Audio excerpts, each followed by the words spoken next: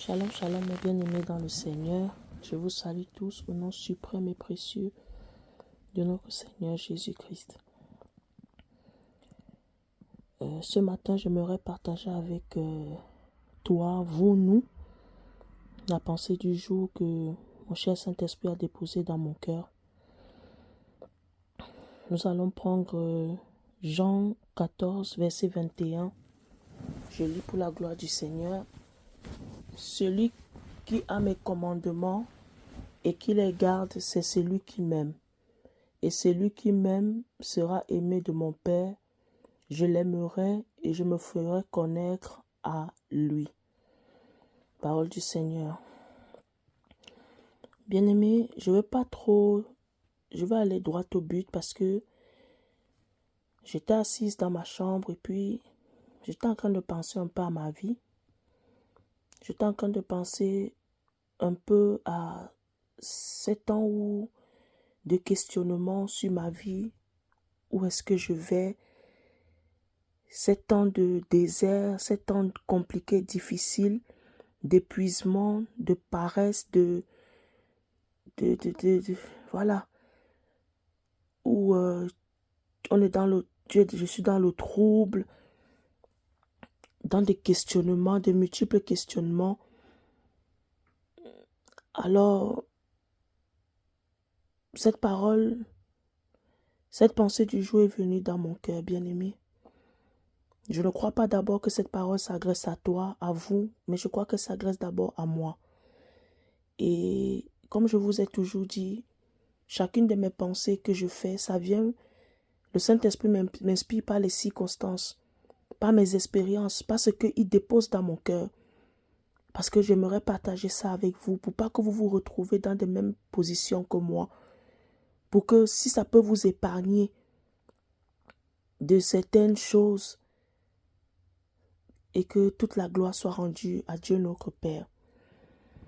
Alors ici, le verset biblique dit, « Celui qui a mes commandements et qui les garde, c'est celui qui m'aime. » Bien-aimé, j'aimerais dire à une personne ce matin, aimer Dieu, aimer le Seigneur Jésus-Christ, ce n'est pas d'abord une question de parole.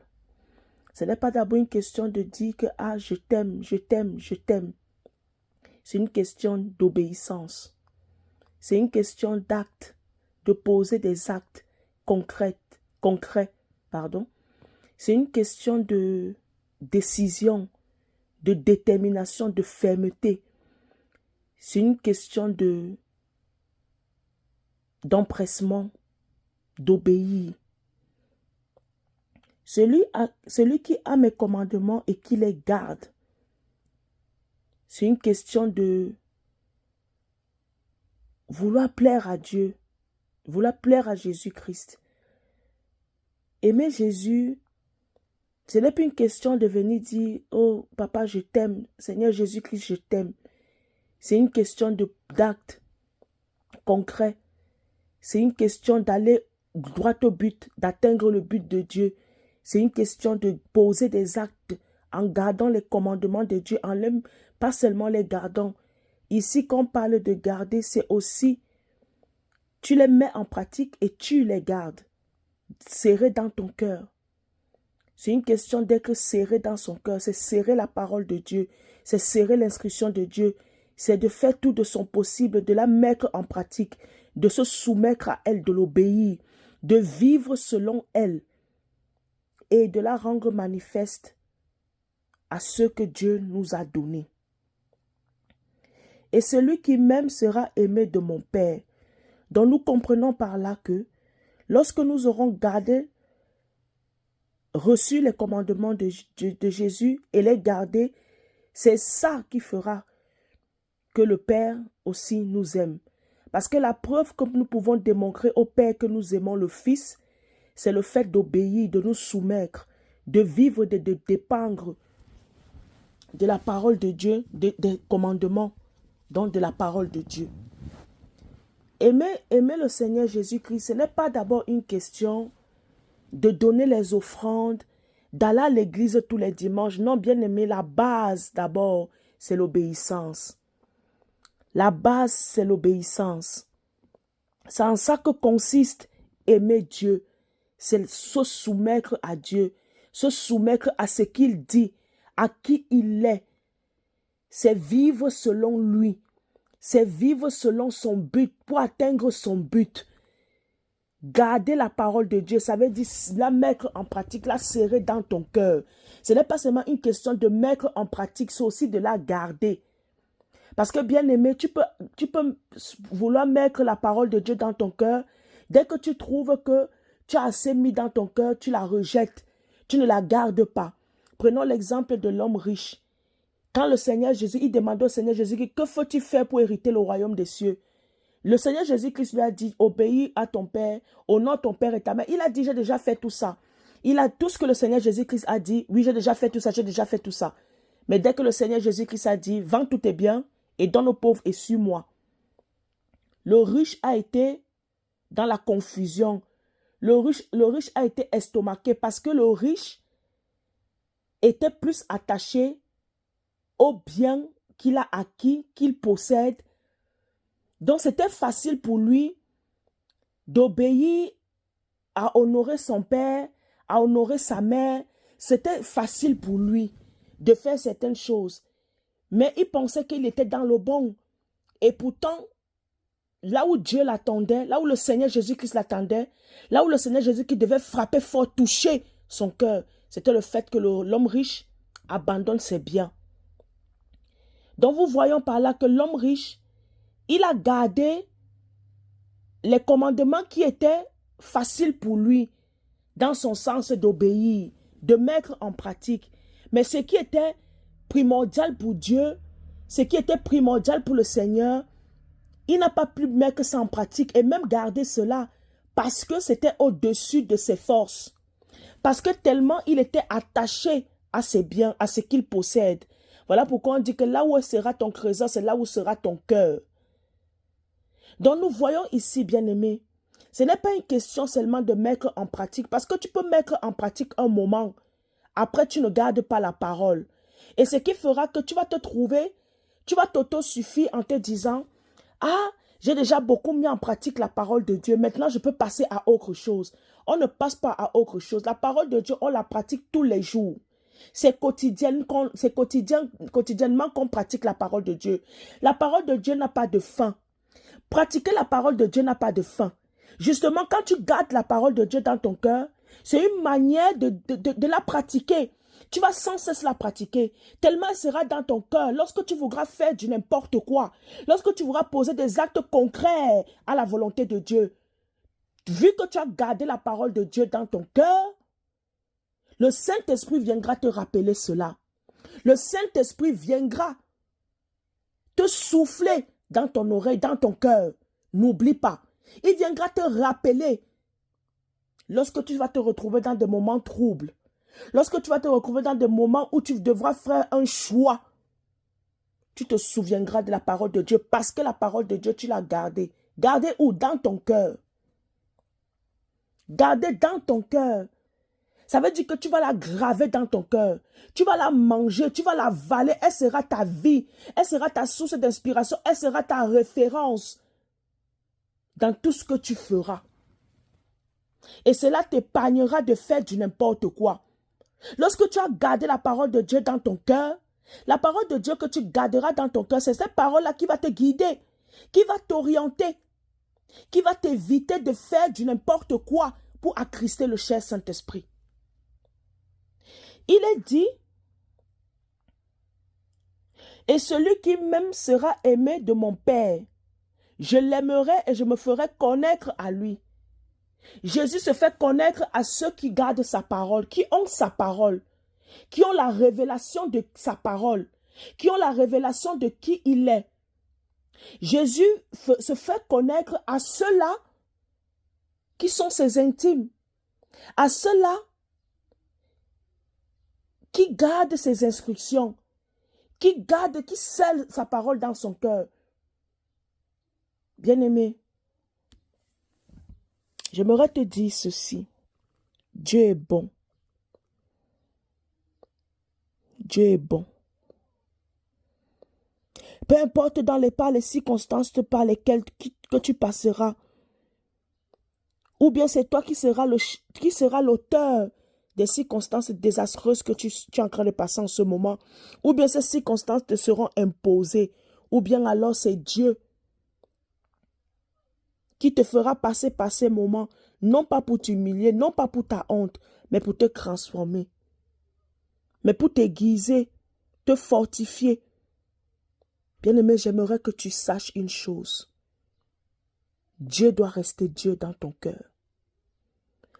Peu importe ce par quoi tu passes, ne renie jamais ta foi. Ne renie jamais, ne trahis jamais ton alliance que tu as avec Dieu. Je t'en supplie par les compassions de Jésus-Christ. Bien-aimé,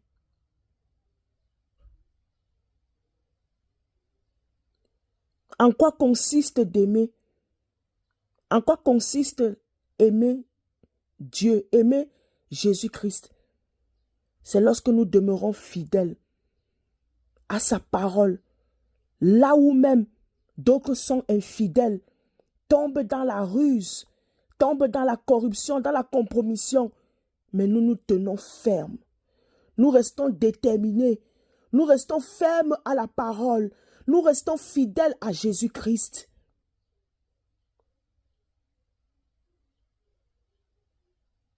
Gardez la parole de Dieu, les commandements de Dieu, de Jésus-Christ, de Dieu, c'est demeurer fidèle.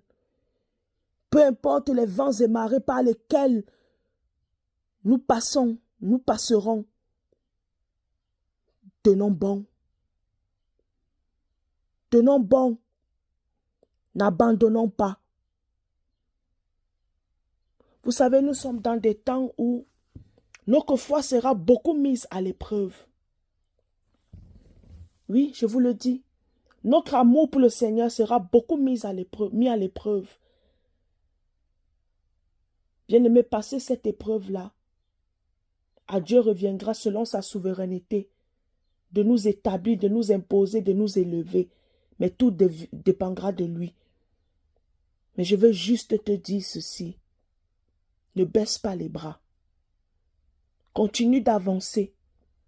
Je sais que c'est difficile. Parce que moi-même, je suis dans une telle période où c'est très, très difficile. Je ne vais pas vous mentir. Hein. C'est pas parce que je fais les vidéos et tout, non. Moi-même, je passe par des temps de désert très, très compliqués. Je suis en train de me poser les questions, multiples questions. Des fois même, j'ai des sentiments d'un goût amer de ma vie. Mais quand je me réfléchis seulement, je me dis, Dieu en vaut la peine. Je ne peux pas faire ça à Dieu, me lever aujourd'hui et le régner. Parce que je reconnais là où il m'a pris. Je n'oublie pas où il m'a pris. Où il m'a ramassé dans la boue où j'étais, où tout le monde m'avait abandonné. Je ne dis pas que je suis avec Dieu par reconnaissance. Non, c'est qu'un jour cette reconnaissance peut finir. Je suis avec Dieu parce que je l'aime, sincèrement, et parce que Dieu m'a appris à l'aimer. Dieu ne m'a pas appris à l'aimer. Dieu ne m'a pas enseigné à l'aimer dans les moments où il m'a béni. Dieu m'a appris à l'aimer, à le chérir dans les moments les plus difficiles de ma vie. Bien-aimé, c'est pourquoi aujourd'hui je peux passer par des temps difficiles. Je ne dirai jamais à Dieu que je ne vais plus t'aimer. Je ne vais plus te servir. Parce que je sais que Dieu, il est fidèle. Je sais que Dieu, il est loyal. Je sais que Dieu, qui sonde les cœurs et les reins, me connaît la véritable Raïssa, qui je suis. Il sait, au fond de lui, si je l'aime ou si je ne l'aime pas. Il sait au fond de lui les désirs de mon cœur vis-à-vis de lui. Oui, bien-aimé. En signe d'amour, tu peux donner tes offrandes. En signe d'amour, tu peux aider ton prochain. Mais je veux te dire ceci. Si ce que tu fais toutes ces choses-là, mais que tu n'as pas gardé l'essentiel qui est les commandements de Dieu, la parole de Dieu. Parce que la parole de Dieu doit être notre référence. Tout ce que nous faisons doit être incité doit être poussé, poussé par la parole de Dieu. Nous ne pouvons pas nous lever, faire les choses comme les gens qui n'ont pas d'orientation. Non, bien-aimé. Bien-aimé, je sais que ce n'est pas facile. Je te parle parce que je le sais. Mais je sais une chose. Dieu est fidèle à ceux qui lui sont fidèles. Je ne te demande pas ici de faire les choses au-delà de tes forces pour chercher à prouver à Dieu quoi que ce soit. Dieu, il te connaît. Va vers Dieu tel que tu es. Présente-toi à lui tel que tu es, avec tes défauts, tes faiblesses, tes points forts, comme tu veux. Mais va devant le trône de sa grâce. Ouvre-lui ton cœur. Même si c'est pour 5 minutes, parle-lui. Parle-lui sincèrement. Moi, je crois une chose, en dépit de tout, Dieu aime sincèrement les gens qui parlent avec leur cœur. Les gens qui font les choses avec leur cœur. Oui, bien-aimé. Je veux t'encourager à faire cela. Je veux t'encourager. Le chemin est encore long. Comme l'ange a pu dire à Élie, au prophète Élie, mange parce que le chemin est encore loin. Moi, je t'ai dit, le chemin est encore loin. Nous avons encore beaucoup de choses à faire avec le Seigneur. Ne lâchons pas prise. Ce n'est pas facile, mais rien n'est difficile au-devant de lui. Lorsque nous avons mis notre confiance en lui, lorsque notre espérance est en lui, il ne nous laissera pas tomber. Il ne nous laissera pas dans la ruine. Il nous relèvera en son temps. Bien-aimé, je veux t'encourager par cette pensée du jour de ne pas abandonner. Relève-toi. Relève ta tête. S'il faut que tu cries, crie. S'il faut que tu pleures, pleure. Mais je t'en supplie par les compassions de Jésus-Christ. N'abandonne pas. Continue à serrer la parole de Dieu dans ton cœur. Oui, peut-être que tu auras des propositions de frauder, de la compromission, de te compromettre, de passer, de choisir le chemin de facilité. Mais bien aimé, lorsque tu sais que Dieu il est avec toi, tu ne craindras rien. Tu ne craindras rien. Il va t'aider. Il te soutiendra. Il te soutiendra. Accepte de payer le prix. Ne te laisse pas compromettre, ne te laisse pas dans la compromission. Ne te laisse pas être compromis. Ne te laisse pas. Que Dieu te bénisse abondamment. Paix et grâce au nom suprême de Jésus-Christ. Amen.